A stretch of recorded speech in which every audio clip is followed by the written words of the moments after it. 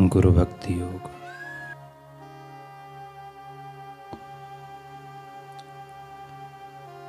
शिष्य को गुरु की आज्ञा का पालन अंतःकरण पूर्वक करना चाहिए।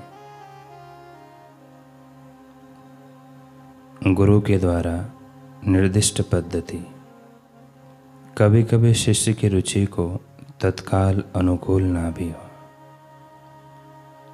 फिर भी उसे श्रद्धा रखना चाहिए कि वह उसके हित के लिए ही है, लाभदायक ही है।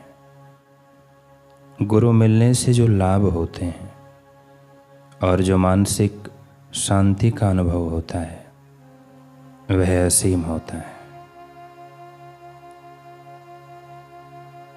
अपनी सर्वोच्च दिव्य प्रकृति का भान होते हुए भी भगवान श्री कृष्ण ने अपने गुरु सांदीपनि की कैसी सेवा की और उनके पास अभ्यास किया,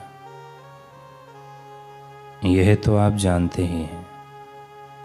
जिस शिष्य को अपने गुरु में श्रद्धा होती है वह ज्ञान प्राप्त करता है। पूरे हृदय से संकोच रहित होकर संपूर्णतया अपने गुरु की शरण में जाओ।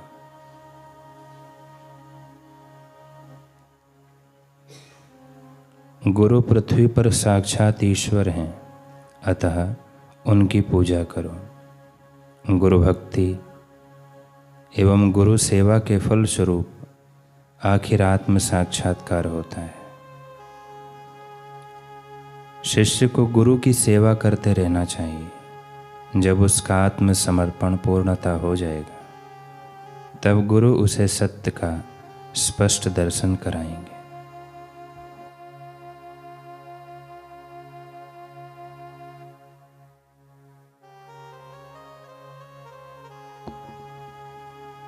एक धर्मात्मा राजा जो प्रजा को पुत्रवत स्नेह करते हुए शासन करता था, वह संसार से ऊब चुका था। अतः एक दिन अपने ब्रह्मज्ञानी सद्गुरु के आश्रम में जाकर उन्हें साष्टांग प्रणाम करते हुए बोला कि गुरुदेव, मैं इस राज्य की झंझटों समस्याओं से बड़ा दुखी हो गया। एक समस्या हल करता हूँ तो दूसरी खड़ी हो जाती है, दूसरी को सुलझाता हूँ तो तीसरी, इस प्रकार नित्य नई उलझन, नित्य नए बखेड़े। मैं तो तंग आ गया। इस जीवन से क्या करूं? गुरुजी बोले, राजन, ऐसी बात है तो छोड़ दो इस राज्य को। राजा ने कहा, कैसे छोड़ दूं? मेरे छोड़ देने से समस्याएं तो सुलझ नहीं जाएगी, उल्टा सब कुछ तितर बितर हो जाएगा, अराजकता फैल जाएगी चारों ओर।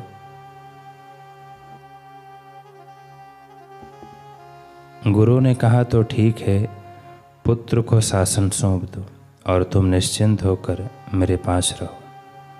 परंतु पुत्र तो अभी छोटा सा नादान बच्चा है गुरुदेव, वह इस भार को संभालेगा कैसे? गुरुजी ने नया उपाय बताते हुए कहा, यह बात है तो शासन मुझे दे दो, मैं संभालूंगा उसे। यह सुनकर राजा बड़ा खुश होकर बोला कि हे हाँ गुरुदेव, यह मुझे स्वीकार है। गुरु ने कहा, तो हाथ में पानी लेकर संकल्प करते हुए सारा राज्य मुझे दान कर दो। राजा ने ऐसे ही किया और उठकर चल पड़ा। गुरुजी ने टोकते हुए पूछा, अब कहाँ जाते हो? राजा ने कहा, राजकोष से कुछ धन लेकर परदेश जाऊंगा, वहाँ कोई व्यापार करके जीवन चलाऊंगा।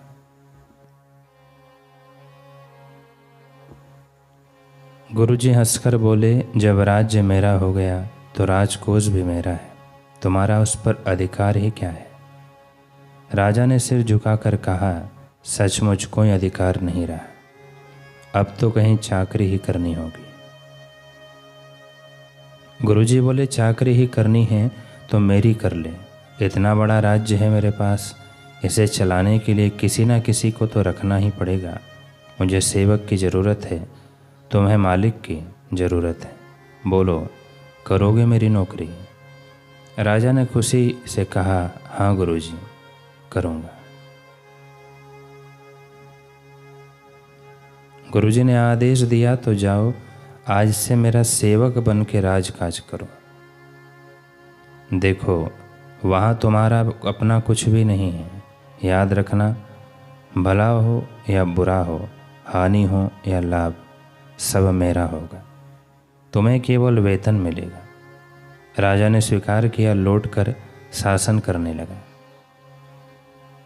1 मास के बाद गुरुजी ने आकर पूछा, क्यों भाई, राजकाज निपटा कर थक तो नहीं जाते हो?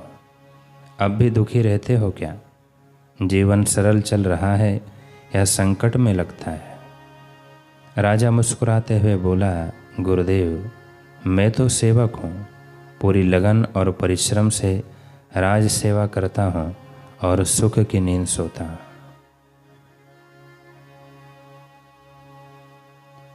यह वह साधन जिसे अपना लिया जाए तो कर्म करता हुआ भी मनुष्य उस कर्म में लिप्त नहीं होता। स्वयं को स्वामी नहीं, ईश्वर का या ब्रह्मज्ञानी सद्गुरु का सेवक समझो।